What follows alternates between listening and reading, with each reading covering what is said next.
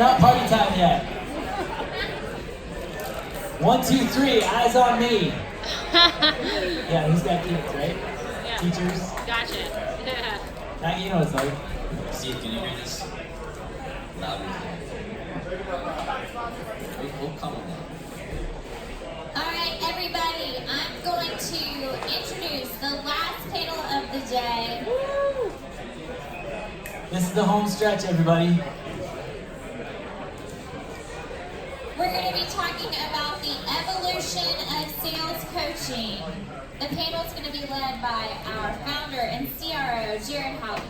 Joined on this panel, we have a couple of great friends, Doug Landis, partner at Emergence Capital, Larry Long, director of collegiate sales at Teamworks, some amazing customers. We've got Katie Ivey, RVP of sales at Demand Base, and Richard Thornton, senior manager ticket sales for the Atlanta Braves. So please make them feel super welcome. How we doing out there? Everybody cidered up? Got a cider again? Has this been good? It's been fun? Yeah. This is the last panel of the day, so we'll get to the happy hour in due time. The last two panels, one on modern sales, one on the 2020 tech stack. Of course, this one on what I'm going to call modern sales coaching. Coaching's been a big theme today, but super excited. We've got some amazing panelists up here, so my goal is to get through my questions, talk very little, and hopefully kick it over to you guys with some questions. Kind of awkwardly reshaped ourselves to angle that way, so if you guys want to head over there, feel free. Everybody hear me okay? All right, I'm kicking this off with a pretty softball question. I think it's important to start with basically, what does it mean to be a modern sales coach? I'm gonna go to my guy, Doug, right here. Doug was formerly VP of Productivity at Salesforce. He was the chief storyteller at Box. Now he's a partner at Emergence Capital. They invest in some of the fastest growing companies in the world. He's also like a certified coach. I think he knows what it means to be a modern sales coach. So I'm gonna kick it off with you. What does it mean to be a modern sales coach? Well, thank you, Jared. What's up, everybody? Yeah, woo, last session. Let's go. We're the last ones between cocktails and socializing. So honky tonking? Is that what they say out here? All right, cool. I'm a Californian. I'm a little out of my place. So I am going to be a little controversial. If you know me, then you know that that's what I like to do. And the first thing that I want to do is I want to actually define this idea of coaching. We've been talking about coaching and using the word very loosely all day today, and no one's really defined it. And I think the first thing when you think about modern sales coaching, for all of us in order to be coaches, you have to first and foremost give a shit. You have to care deeply about your team, and you have to believe in them even more so than they believe in themselves. And then the other thing I want you to be really clear about is what kind of coaching do you deliver? Is it directive coaching or is it non-directive coaching?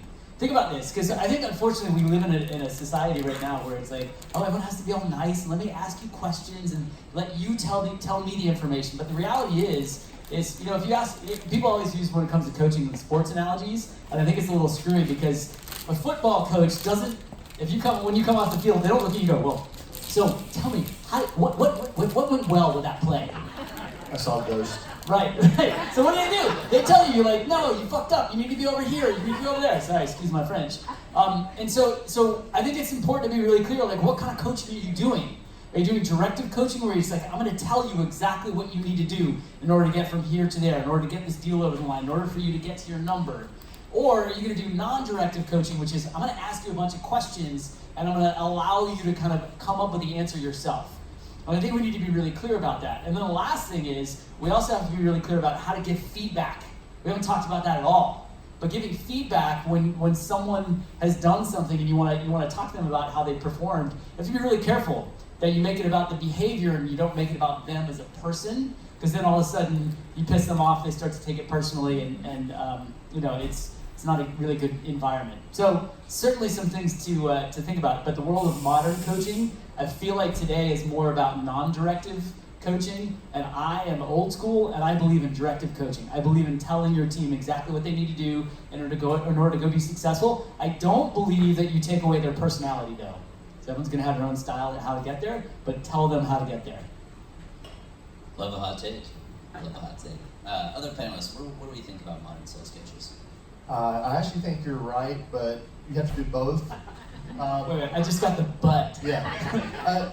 Directive and non-directive, the way you explained it, it depends on the situation, the person. Is this the third time you've talked to them about it?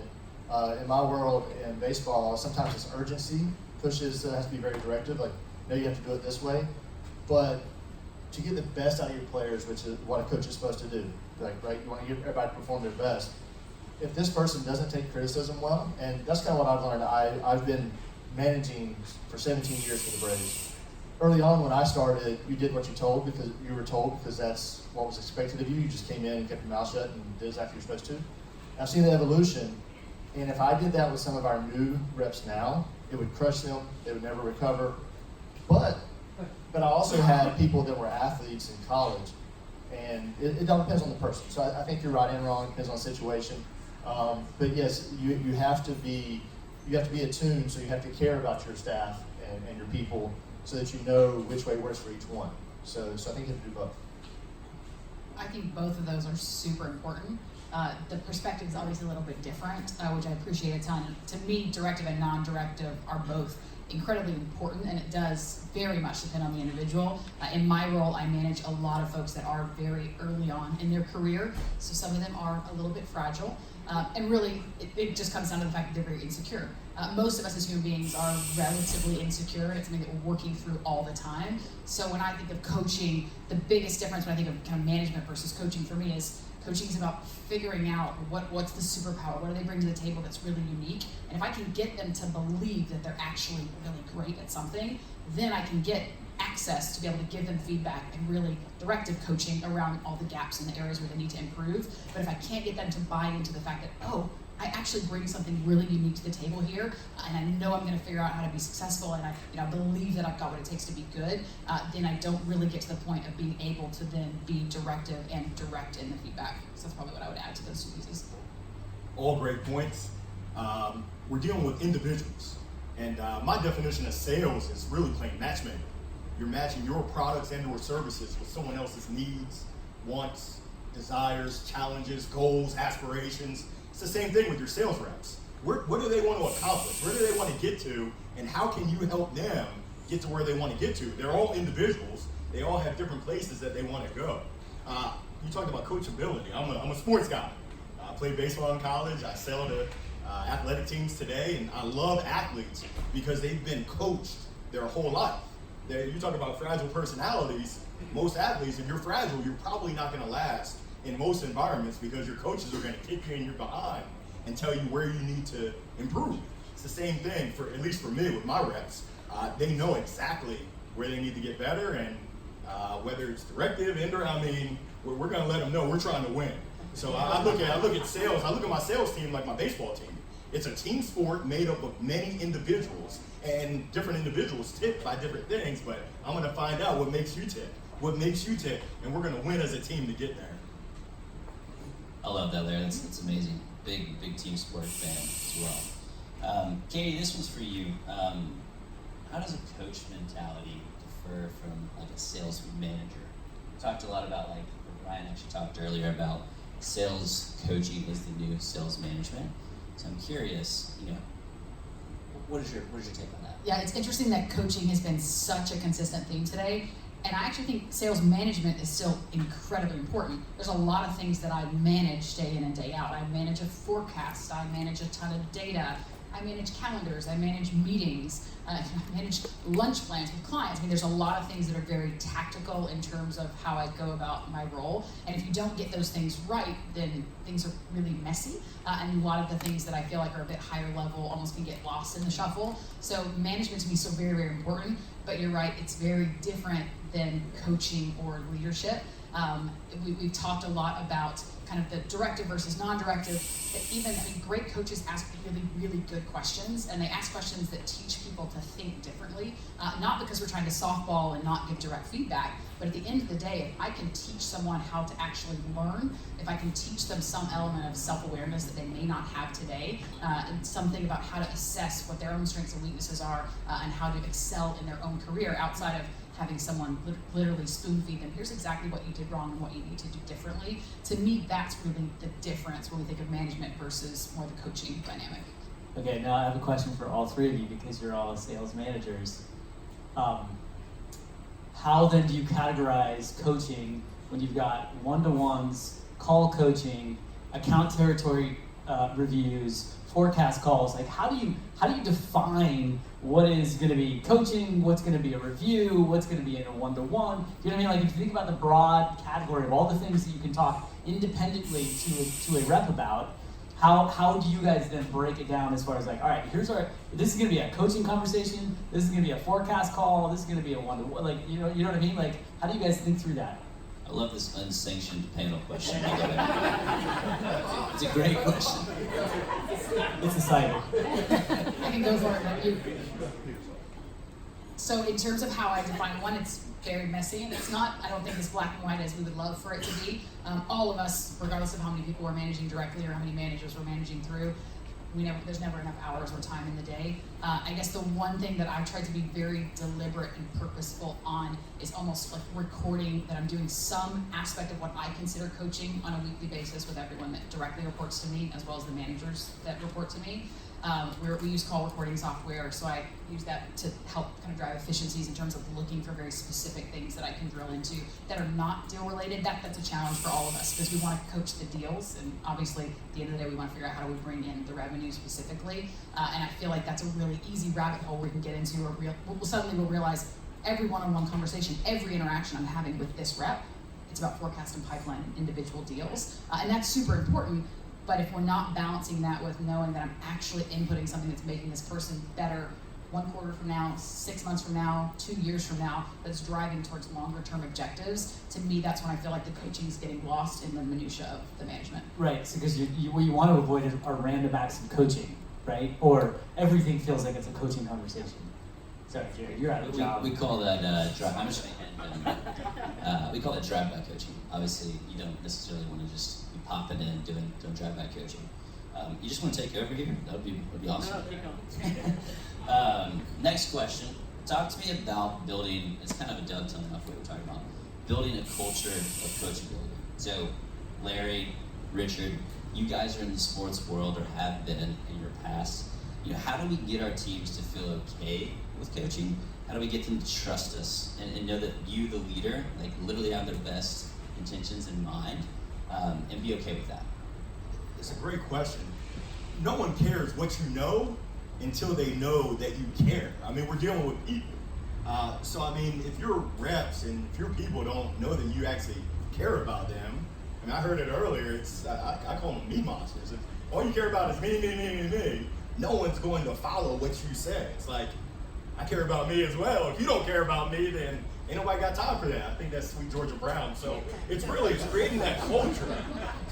It's creating that culture where your reps, they want to take it to the next level. And essentially, if you're not hiring for folks that want to improve, so you're good, that's good, but I want someone who wants to be great. So you're great, well, I want you to take it to that next level. And essentially, if you don't have that mindset, if it's not right here and not right there in everything that you do, I mean, essentially, we hire for folks that have had previous success wherever they've been. You're a rock star whether you're with me or whether you're with someone else. You can roll with me. If you don't have that type of mentality, I hate to say it, but we can grab a drink, but you can't be on my team. So essentially, it's hiring and just setting the expectation that we all have room for improvement.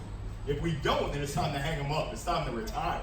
I mean, I love to use sports analogies. I live and breathe sports. You look at Russell Westbrook. The dude averaged a triple-double during the offseason. I think he averaged a triple-double 2 years in a row. That's the top of the game.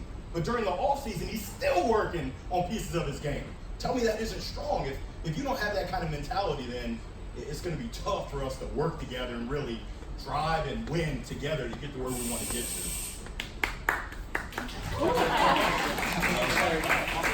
Who gave Larry the caffeine? So trust. I think Austin said it best earlier about it starts with the hiring, and you have to look for people that fit your culture. And so trust is one of our core values, and trust is earned. It's not taken or something that you can just make somebody trust you with. So for us, I think it starts with the hiring process, and then when we get into training, and I like to train a little, then let them fail, then train again, then let them fail, and not catch them when they fall. I want them to fail and then come to me and say, hey, what did I do wrong? Versus me trying to look around every corner what they can do. And then when they come to me and I'm not beating them up for failing, that's one layer of trust. But then the rest of our department has to display that trust too. They can't just see it in me. They've got to see it in the 40 people that they work with every day. And when they come to me and ask me a question, I'm like, you know what, I don't know. Go ask that person out there, they're the expert in that field. And the fact that I trust someone else to give my team the right answer, it just evolves, and everybody can see that we trust each other. And it's built. And the problem with trust is you can take 6 months to build it, but if you take one time and lose their trust, you're never going to get it back. So when Larry said, you always have to have their back, and I actually, we were talking about this, and I asked some of the people that work for me, I was like, why do you think we have a culture of trust here? And they couldn't explain it, which kind of made me feel good because it's kind of intangible, but it came back to the circle that no one there was out for themselves. They were out for the best answer for the customer and the people that we work with. I have another question for you guys. Sorry, Gary. This is about coachability. This has come up a bunch. Classic VC guy. Right? Yeah. Wow. The dark side. But like, how do you guys interview for coachability? Because you're talking about like it's a critical characteristic in the people that you're hiring. So therefore, there's an assessment, or there's some sort of assumption that you're interviewing for that, or you've got your spidey sense. It's like, all right, they're coachable. So like, how are you guys interviewing for coachability? I love it. I heard it earlier. It's about self-awareness. So one of my go-to question, I always love to ask candidates, hey, if I was to talk with your colleagues, people that worked with you in the past, and I asked them, hey, what are your top 2 strengths? What do they say? Everyone, oh, I'm a hard worker, oh, I'm a beast, I GSD, get shit done. Well, hey, on the flip side, where would they say you could be stronger tomorrow than you are today? So it's that self-awareness of where can you improve and what are you doing to get there? I mean, for me, I know I'm too intense. This intensity doesn't work for everybody. It scares some people off. They're like, whoa, what does he have? What's up with him? So I still gotta be me, but I've gotta cater to some people and take it down a notch. But essentially, it's asking those questions and finding out, hey, what's your observation of what other people think of you to get better, and what are you doing? It's great to know, but knowing ain't doing. What are you doing in order to improve those things? Or are you reading blogs? Are you listening to podcasts? Are you actually taking steps? And if you are, then I love it. If you're not, and it's just fluff, then it's like, sweep them out the door. One other small thing I do in interviewing is I look for an opportunity to give feedback where they have an opportunity to actually then react to that. So if it's in a certain aspect of our process, they are giving a very short presentation and we've given some direction on, kind of how we want it structured. We do some mock discovery. So there's a few different layers, but I look for an opportunity to give them feedback. It's always something super minor, usually something that doesn't really matter in terms of how they pitch or do the presentation. But if I can highlight something and then immediately, 2 sentences later, they're incorporating that into how they're talking to me or what they're presenting, they get it, they're listening, they're perceptive, and they're able to implement feedback versus some others, it's you literally just watch it right over their head, as if I did not mention a word. So that, to me, that's a really easy way to figure out if someone's at all coachable. Because they're listening. Any more questions? Not Anybody yet. else You don't wanna have run more, through just a wait. wall when Larry talks? I'm pretty excited over here. Katie, dovetailing off what you just said, we talked about kind of in preparation for this. You like to coach from a position of potential versus weakness, and I think both are important. But I love that, and I'd love for you to just kind of give us some examples and maybe why you focus on the strengths versus the weaknesses. I feel less excited about this answer now with Doug's feedback around the way that we coach when a football player comes off the field, because that resonated with me, and I'm literally thinking through ways that I could be more direct in some of the feedback that I give. But absolutely, to me, coming from a place of optimism and positivity when I think of people management at all layers is really, really important. It's very easy for any of us that have done the role that we're coaching into to immediately identify all the things that could have done better. And literally any call, even our best reps, we can identify ways questions could have been phrased better, questions they missed, things they didn't hear when they talked too fast, the filler words they used, all of those things. And I try to be very purposeful, especially if we're gonna have a deliberate coaching conversation. Either I've been in a meeting or on a call, or we've listened to something together, I'm gonna give real feedback. It's not just about an individual conversation or a deal. I try to be very purposeful to recognize both what I see as the biggest strengths, as well as something that I know that individual's working on that's bigger than just that one conversation. So I mean, it could be something as simple as, I love the introduction, I love how you led off, you clearly have so much trust with so-and-so. Now, it's such a big strength that you bring to the table, and I just want you to know I recognize that. I feel like you did such a good job there. You know, another thing that I know you've been working on a ton is how you're leveraging the mutual evaluation plans, really digging into timeline. Give me some feedback. How do you think you did on that part of the process? And they usually ramble a little bit, and then taking it back, okay, give me 1 or 2 specific examples of how you think you could have done that better. And of course, I've got my ideas, and I'm willing to give them really clear feedback, but to me, I feel like it's more the outcome or the stickability, if you will, in terms of them really remembering and internalizing, goes so much further if I can get them to come to that conclusion themselves and at least get to part of the answer of what I'm looking for before giving the feedback. So that's probably what I meant when I talked about like starting from a place of potential or positivity prior to the negative. Thanks, Lee. I love the what do you think you did good there? Like anytime you can volley back to the rep, we're all our own biggest critics. Like they're going to, say what they think they did good or bad, and I think that's an easy way for you to be that coach by just agreeing and talking about how you get better at that. So I love how you volley back there. I think you mentioned earlier superpowers, and I like the team component, and when I'm putting a team together, I think about it as a team. So if I hired you because you're really good at this, that's what I want you to do. Like you're not going to make your weakness strong enough that it's going to surpass what your superpower is. So think about a team, you're not going to ask the offensive lineman to be the quarterback because they don't have the skill set to do that. And so I think that's important is like do what you do and do it well, and just minimize the things that maybe take away from what you do well. That's the way I look at it. Is you got to focus on what you are good at. And it's something that I had to work with a lot when I was coming up as a rep. Is some of my negatives were pretty big, and I was working on them. And finally, somebody stopped and said, "Work on what you're good at. Be aware of your weaknesses so they don't shine, but focus on what you're good at." So. Anybody else? I think it's great. All right, I'm going to have to read this one because I wasn't paying attention. We've already talked about incentives, leaderboards, competitions a lot. We had a great session from Blue Board. Sorry, I keep getting this far away from my mouth.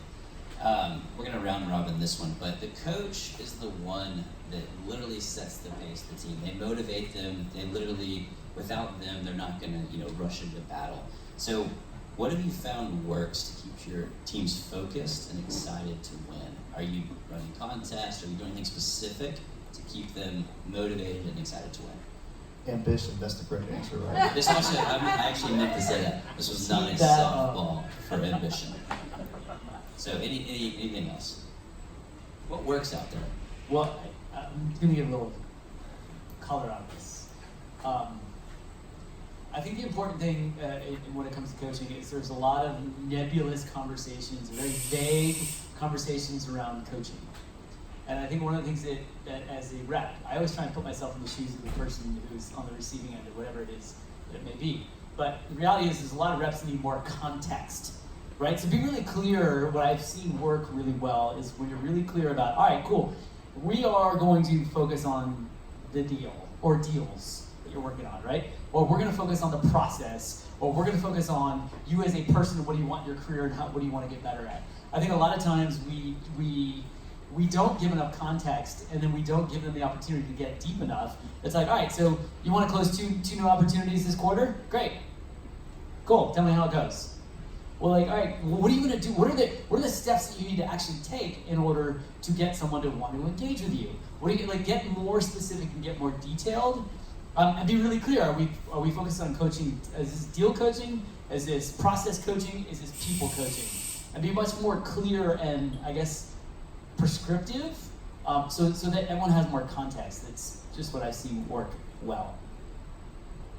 I totally agree. Anybody else want to chime in on that? In terms of incentives specifically, the only thing I would add, I loved the session earlier, I literally want to get in on those competitions. The only thing I would add, and it aligns a little bit to the panel that Sahil was running, I guess, 2 sessions ago, but understanding what really motivates your people is so important. Like we talked about the fact that not all salespeople are coin operated, if you will, or money's not always the biggest motivator. 100% accurate. I can think of an individual that I was managing during my time at Marketo, and literally when I hired her, one of the reasons I hired her is because she talked me through her immigrant family that came over from West Africa and the responsibility she felt for her family's financial well-being. So to say she was money motivated would be an understatement, but the context behind why she was doing what she was doing was so massively important. So all of our conversations around short-term, long-term objectives, a lot of them revolved around money, but it was about something so much bigger than just the dollars. Same thing when we talk about travel, when we talk about, a lot of the young people that I manage, literally never left the country. Some of the things that they haven't had an opportunity to do may feel small to me, but understanding what those things are, whether they're big or small, that are gonna get them really excited. Sometimes it's literally a restaurant that they've wanted to go to for the last 2 years and they can't justify spending money to go there. Hey, let's get to this specific amount this quarter and I'm gonna take you to dinner there. Or I'm gonna give you the money to go take your fiance to dinner there. Like little things like that, I think it's so impactful and it doesn't always have to be a lot of money to make a big impact on a one-on-one level. Such a great point. So you talked about setting expectations of the meeting, of the call, coaching. You talk about the personalization, which we heard earlier, personalizing on scale, but personalizing with your reps. Each rep, as we said before, is different. But you made a great point. The little things mean so much. There was a study done. I'm not into horse racing, but they did a study of horses. Horse number 1, horse number 2. They looked at the times over the course of a season, and it was tenths of a second. But you look at the earnings of horse number 1 versus horse number 2, and it was drastic. That right there just tells me that the little things make such a big difference. The little details of, hey, you want to go to this restaurant, and I know, hey, you and your wife are working on some things, and just being mindful of that. I mean, it's the little things. When you show people, I mean, there's a saying that says, your actions speak so loud, I can't hear what you're saying. So a lot of people talk a good game. I don't care about what you're talking about, Willis. I care about what are you doing day in and day out. Oh, I'm the cliche king. I got sayings out the wazoo. Keep you on your seat, on toes. And something I want to add about, it's hard to follow. Something I want to add, and actually it's a good representation of, at least in my opinion, we talk about motivating through contest and incentives and personalization, and all that's true. But I think for me, one of the things I've learned is consistency is key in keeping your team motivated too. If I come in like Larry and they don't usually see that, they're gonna say, "What's wrong? What's the deal today? Why are you hyped up? Like something must What do be you wrong." want? I like what he's at. Yeah, exactly. So especially in our sport, we have 6 months, 80 games. The consistency matters because you can't get too high or too low. And so that to me is having a level set. So when you do have a contest, you can see an impact, or you do it at the right time when maybe people are down. But yeah, consistency for me is a big key to keeping people motivated as well. Consistency is huge. I mean, your actions speak so loudly, I can't hear what you're saying. It's a big part of consistency. And I love that quote. I mean, Brian alluded earlier about our billboard contest. Where's Colin? Colin still hasn't produced what he's been put on it, but that is like our top incentive. Mark won it the past 2 years, basically killed the balls in doing so. But that's one of our top incentives, and there's no dollars going to that person's bank account, but it's incredible pride. I mean, I've seen him use that story hundreds of times. It's incredibly motivating for him. That is our top sales incentive contest and ambition. All right. Well, but when you guys are like, when you guys are a $1 billion software company, having dinner with you or the executive team is something that, reps really, really, really value. Or with your board or your investors, it's time that people want. Yeah, I totally agree. Our last panel was about tech. So I'm curious for this gang. Obviously, we've got some practitioners out here. People are trying to learn today. They're trying to take things home.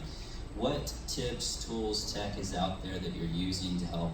Again, this is not a softball for ambition. But what do you use out there to help that these folks can take home and put to work? Anything come to mind that's not ambition? Yeah, for us, we use Slack as well as we use our own communication tool, Teamworks. And we make it a point that when you get a deal, you don't just ring the bell. You bring someone else from the organization to ring a bell, and hopefully we can get it videoed and put on social media. But essentially, it's just things to make people feel good. Who doesn't like to feel good? Who doesn't like to have fun? I mean, I used to commute 55 minutes to my current workplace, and I didn't mind. Even though I have 2 kids at home, we ended up moving closer. But it's a blessing to be in a place that you actually enjoy going to. Because we've all been in places where that hasn't been the case. And that's no fun at all. So, I mean, for us, we use Slack. We just celebrate success because it's kind of like, I mean, I've got a gambling problem. I love to go to casinos. You got all the noises, all the I'm not the horse smells, guy. Was his last It's just, I mean, I'm getting real hyped, even more hyped than I normally am. But it's the same thing. Like when you hear people ringing the bell and celebrating success, high-fiving, low-fiving, I mean, it just feels good. It's like, hey, I want to be a part of that action. So for us, just celebrating success every time we get deals. I just had a new hire start last week. He got his first demo. He picked up the phone yesterday, and I just celebrated it. Everyone's like, hey, congrats, good job. Using little emojis, memes, having fun with it. It's just, I mean, that excitement, it's contagious. I mean, you can't smile at someone and them not smile back. It's the same thing in the workplace. You can't be having fun and other people being a negative Nancy, just impossible. One thing I'll add that I've seen work really well. A lot of times the reps get all the credit for the deals that close, right? And they're like, "Woo, yay, do a shot," right? But the reality is, this is a team sport, right? It took marketing to host the event here in Nashville, and then guess what? The BDR is the one that qualified it, and then guess what? My sales engineer helped to build a custom demo, and customer success talked about a success plan. So please make sure you call everybody out that was involved in that deal, and then especially at your next sales kickoff, your biggest deal, bring everybody up on the stage that was involved in that deal, all the way up to the executive team that got involved in the conversation, because that shows everybody that this is not a team sport, and that when we're celebrating together as a team.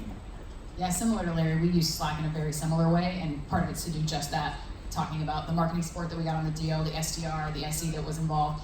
We typically involve either executives or just a really broad kind of group into the buying process, so we do a good job for the most part of calling out the individuals, the really big team that was involved. So that's Slack for us, but at Demandbase we have a really built out, pretty broad tech stack, I think, in terms of the tech that we interact with day in and day out as sellers. It's Demandbase, it's Salesforce, it's Pardot, it's SalesLoft, it's Ambition, we use Gong. Those would be the ones that I interact with most heavily. Probably the only thing I would add in terms of just a coaching perspective, platforms like Gong and Chorus, I think do an amazing job of making coaching much less time consuming and giving you really interesting insights that you can deliver in a way that can be impactful. I feel like my capacity as a manager has definitely increased since adopting that technology. Just some of the simple stuff, being able to click through to specific parts of a conversation, the way that reps are able to share things with me and say, hey, I have a question, can you give me feedback on literally minute 7 to 8.5? It's very bite-sized, so there's some simple things like that to me at least I'm sort of doing a front and a second line role right now, but in the front line aspect of the job, that's definitely been impactful. How many people use Slack? New question. How many people have remote teams? I think Slack specifically for us, when we are a heavily remote company, I mean, just in celebrating wins and communicating, Slack has been huge for us. Ambition also has an integration with Slack. You guys can celebrate wins, you can celebrate CSM wins, renewal wins, whatever. Small plug. All right, last question. I mean, you are the CRO, so you better. Hey, you know, I'm trying to win some business.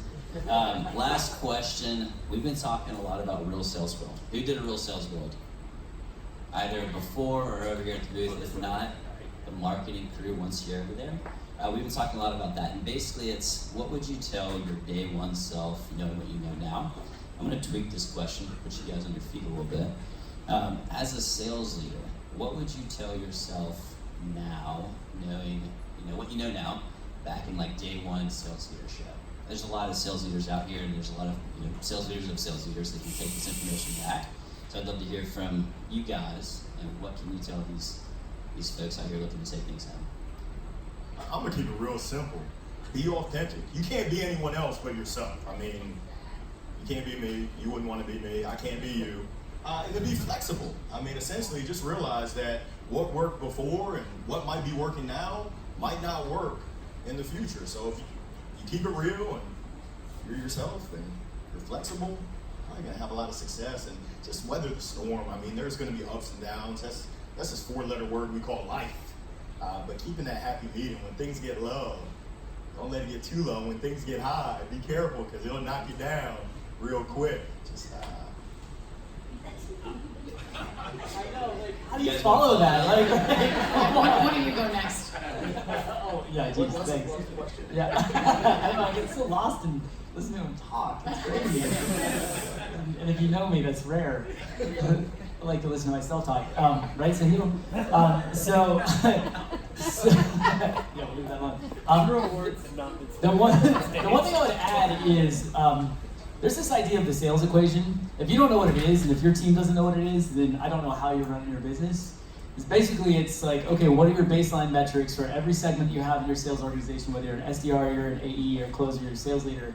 It's like, what is it? How much pipeline do you need times your average deal size times your win rate divided by your sales cycle? If you don't know what that is for you as a seller, if your team doesn't know what that is for their team, then I don't know how you're identifying how you're going to get to your number.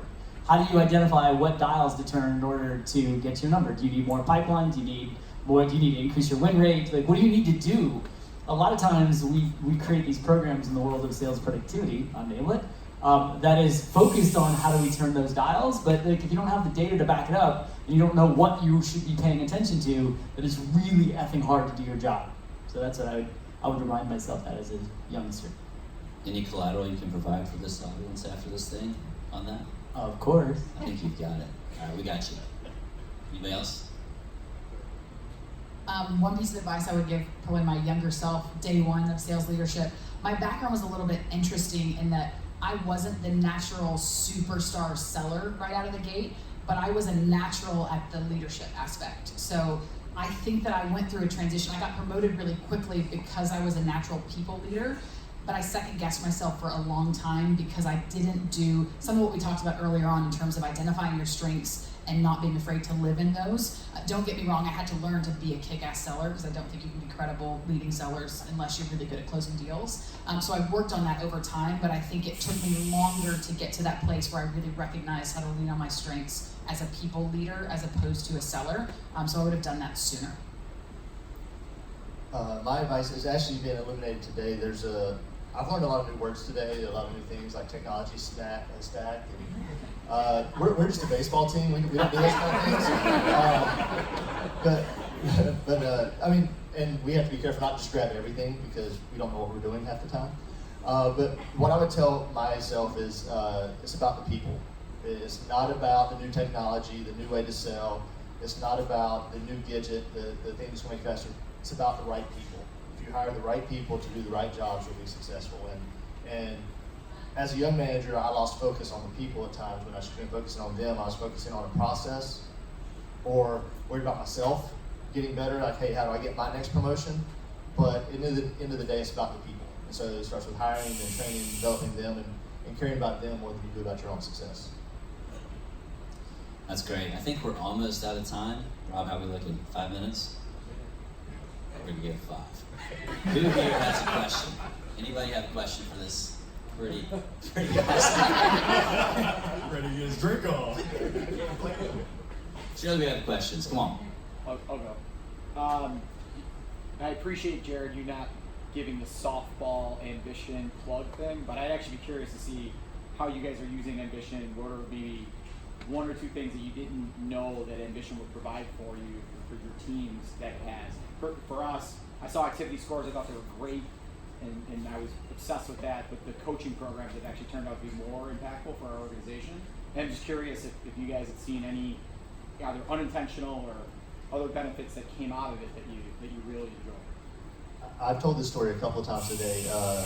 What Ambition provided for us to compare across teams was something we were trying to do with spreadsheets and update on our own literally a year and a half ago, because we just joined Ambition this year. So that alone was a huge lift when we got it. And then the coaching thing popped up and we're like, whoa. So coaching and just the basic activity scores and doing contests, because we have different teams and doing the fantasy contest has been big, and having it where we don't have a manager that spends 2 hours every morning updating it has been great. Once a quarter, we do what we call Shark Week, which it basically is a hyper focus on activity at the beginning of every quarter. And I can't remember who talked about it earlier, but obviously activity expectations are very different when you think enterprise sellers versus mid-market sellers, SDRs versus AEs. But it's the one time every quarter where we create teams that are cross-functional across all of those, and we use Ambition to track and really gamify on a daily basis. We use Slack a ton to chatter, basically talk shit at the other teams, and it's been a really good tool for just creating visibility, particularly around that huge outbound focus that we have that 1 week every quarter. Other ways too, but that's the one that stands out. Visibility and gamification. So we don't use it at Teamworks. I use it at Pendo when I was there. And Masters competition right around the Masters golf tournament, green jacket, visibility, because no one wants to be at the bottom. I mean, if you're fine with seeing your name at the bottom, then we got some issues. But that was really the big thing for us. Who owns the Teamworks account? Go on. Any other questions? Maybe we got one more. That was a good question. Doug's the only guy on the stage that hasn't bought Ambition, so It's because Jared tried to sell it to me, 5 years ago, and That's true. failed miserably. Try to borrow it. Beck.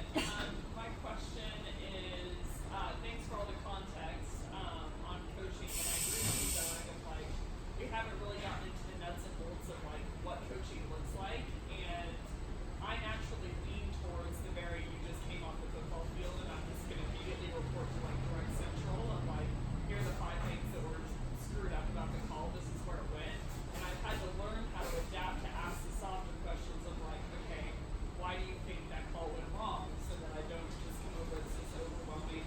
Where is the balance there? Because I salivate when I hear you say like, just put, shove them on the field and say like, hey, here are the things that you need to do to get better.